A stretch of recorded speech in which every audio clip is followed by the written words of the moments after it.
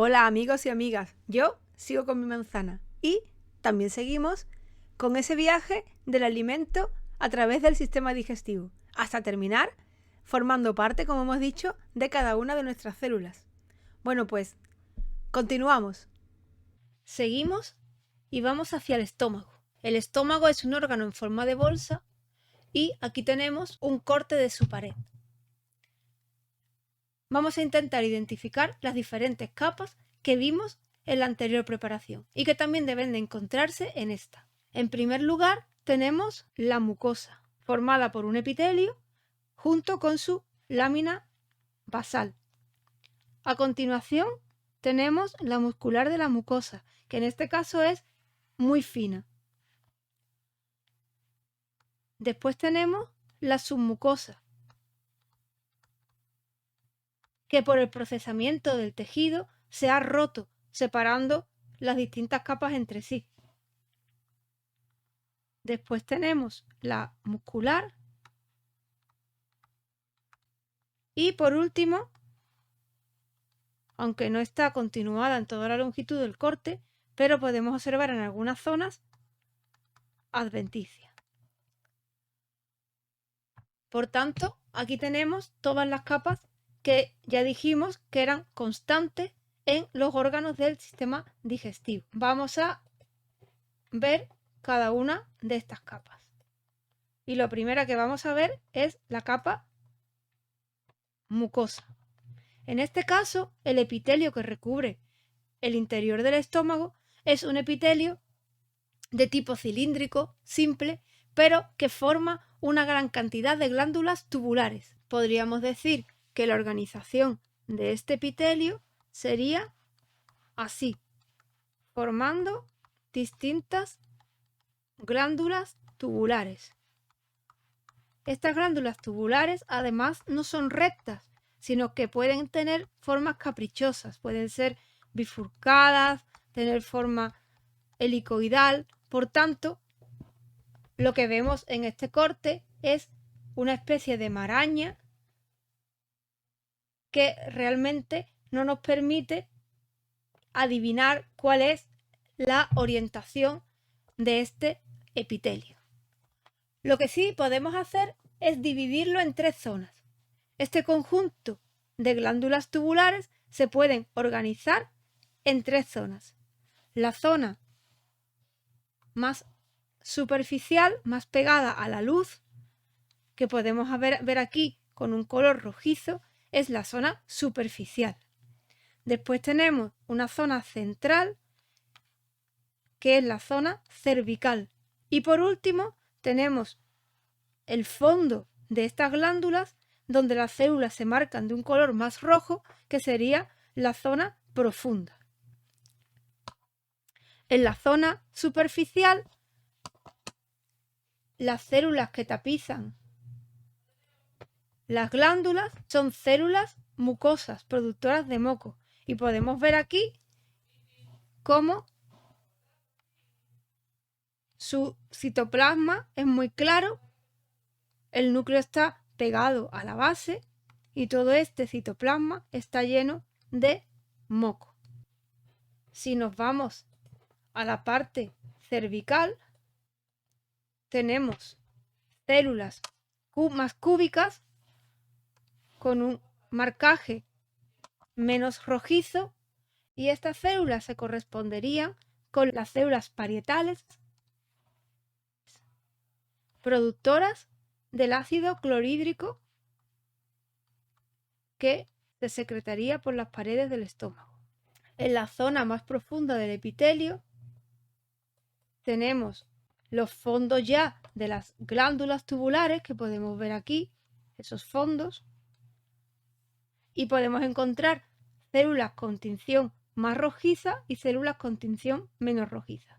Es porque aquí conviven los dos tipos celulares, las células parietales, productoras de ácido clorhídrico, y las células principales, productoras de pepsinógeno, que es una enzima que ayudaría al procesamiento de los productos que llegan al estómago. Si seguimos hacia la zona más profunda, más alejada de la luz, tenemos la capa muscular de la mucosa, que sería esta.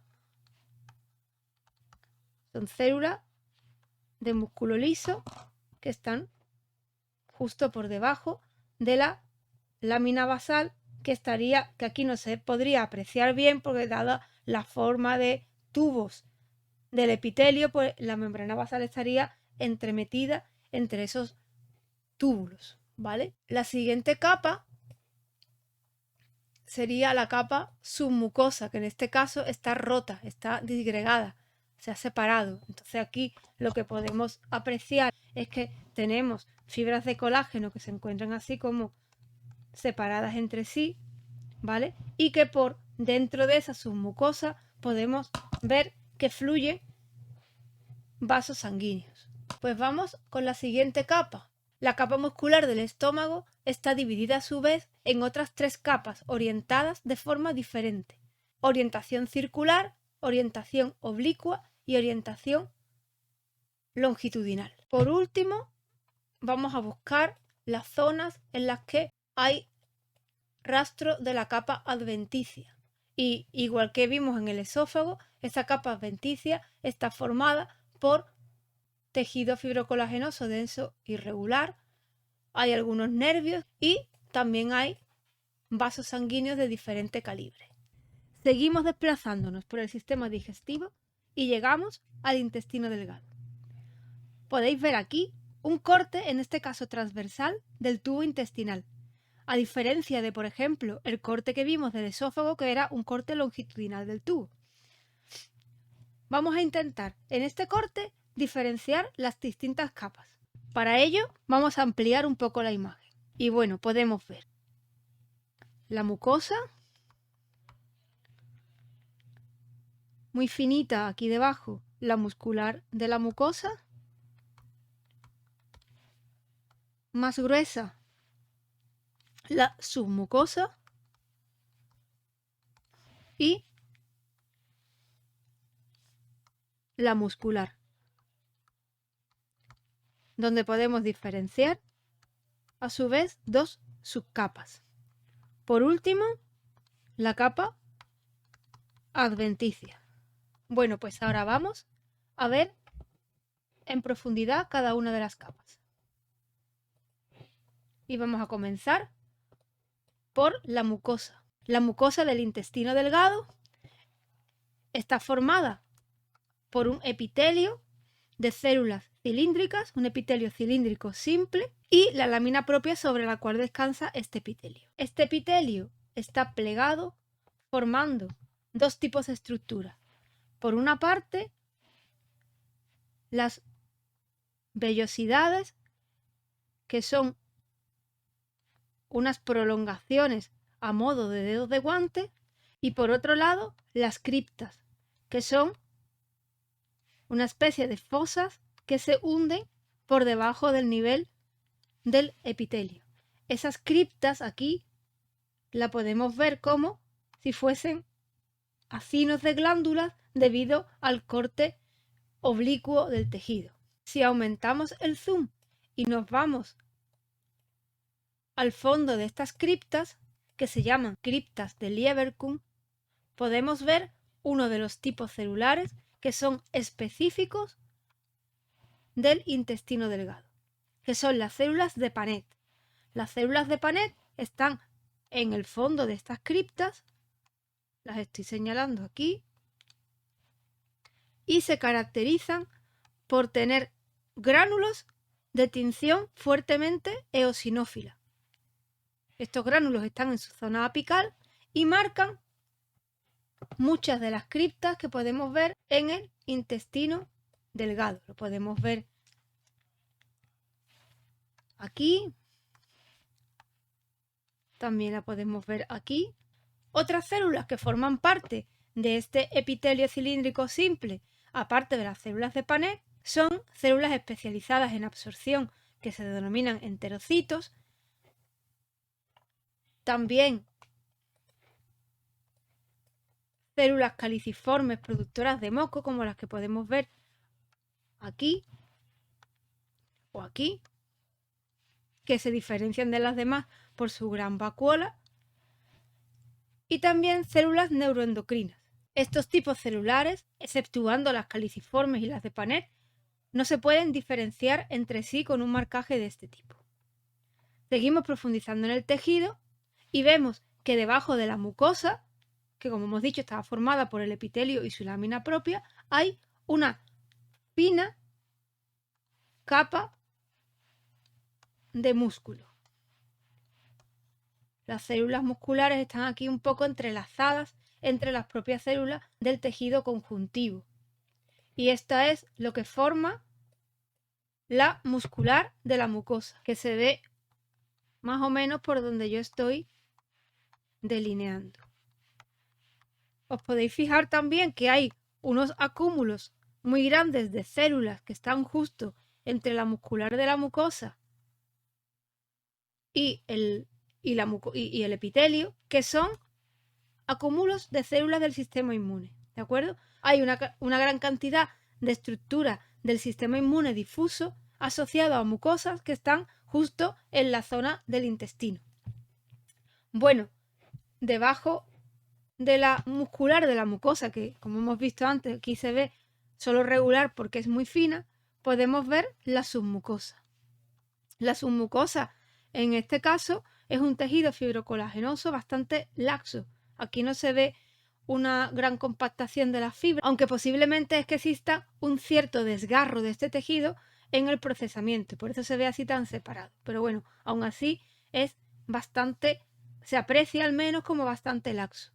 Debajo de la submucosa podemos ver la capa muscular externa, ¿no? La capa muscular que no es la muscular de la mucosa. Es gruesa y tiene a su vez dos subcapas que se ven aquí claramente diferenciadas entre sí. Por debajo de esta capa tendríamos una capa adventicia formada por, de nuevo, tejido fibrocolagenoso, denso y regular. Por último, vamos a ver la estructura del intestino grueso y vamos a volver otra vez a identificar las diferentes capas que lo componen. En primer lugar, vamos a ver la mucosa, que como en las estructuras anteriores, está compuesta por un epitelio y su lámina basal. Este epitelio, ¿cómo es en el intestino grueso? Pues al igual que en el intestino delgado, es un epitelio cilíndrico simple.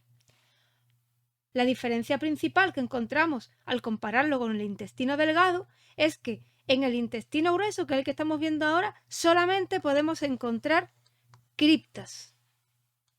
No hay vellosidades. Y además, las células que componen este epitelio cilíndrico simple son en su mayoría células caliciformes, productoras de moco. Si seguimos profundizando en la pared del intestino grueso, encontramos aquí las fibras musculares de la muscular de la mucosa. Vamos profundizando aún más y nos encontramos la submucosa. Seguimos profundizando y encontramos una muy gruesa capa muscular, dividida además en dos subcapas. Por encima de la capa muscular, pues volvemos a tener una capa adventicia con tejido fibrocolagenoso denso y estructuras vasculares, vasos sanguíneos, nerviosas. Bueno, pues hemos terminado. Ya el alimento está formando parte de nuestro cuerpo. Espero que os haya resultado muy interesante. Nos vemos en los siguientes vídeos de Destripando la Máquina. ¡Hasta luego!